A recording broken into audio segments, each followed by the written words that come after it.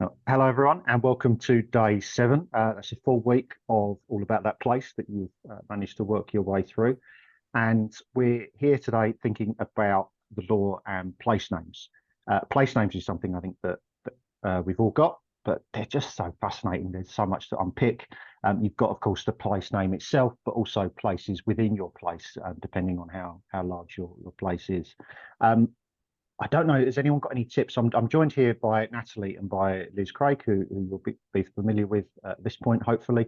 And don't forget, if you've only just joined us, you can catch up, although you've got quite a lot of catching up to do at this point, but don't worry, you're not too late.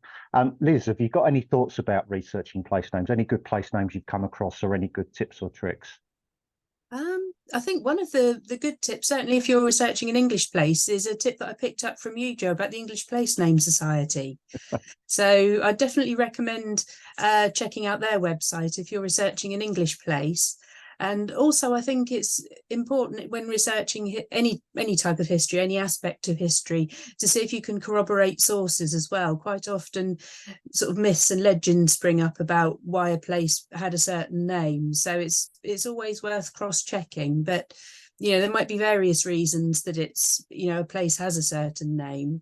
It could be sort of descriptive, something to do with the landscape.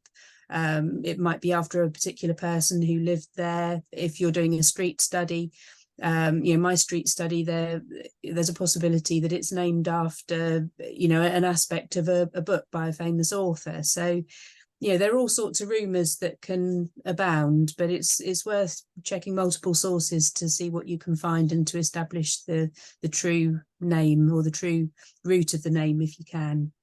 Yeah, absolutely. Place names is something that lots of people have a passing interest in, but there's also been quite a lot of academic study as well. So you quite often get place names as the subject of sort of local discussion, enter sort of myths and legends. But also you have different societies.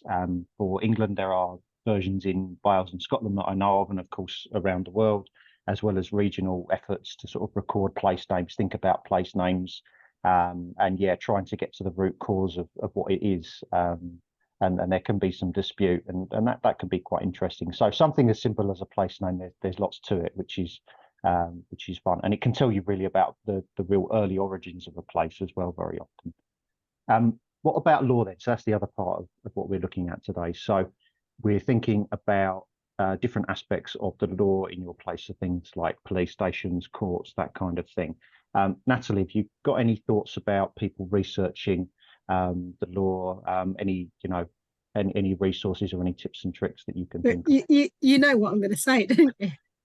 You're going to say newspapers. I'm going to say newspapers to make a change. Newspapers are a fantastic resource, and also you've got crime records themselves, which certainly in England, vast swathes have been digitalised, but by no means all.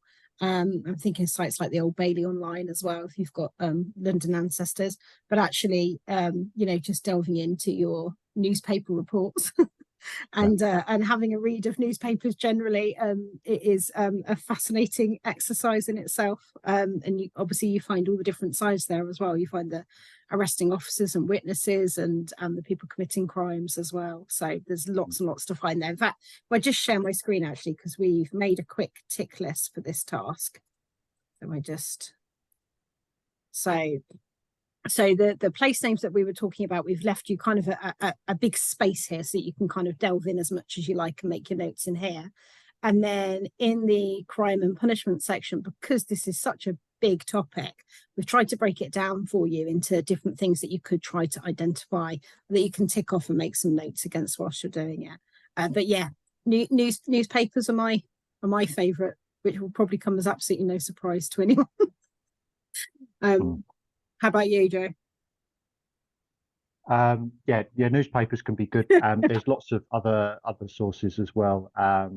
Different sort of things like sessions papers. Yeah, I think the important thing to think about as well is that people can appear in records related to crime for all sorts of reasons, can't they? Not just because they've committed a crime, but because they've been involved in the legal process in some respect, down to witnesses and things like that in ecclesiastical court records. So yeah, lots and lots of ways to approach this, and good luck yourselves. I think crime leaves a rich legacy of records. So hopefully you'll be able to find things, because it's one of these things that naturally accrues documentation. So good luck looking for your own place.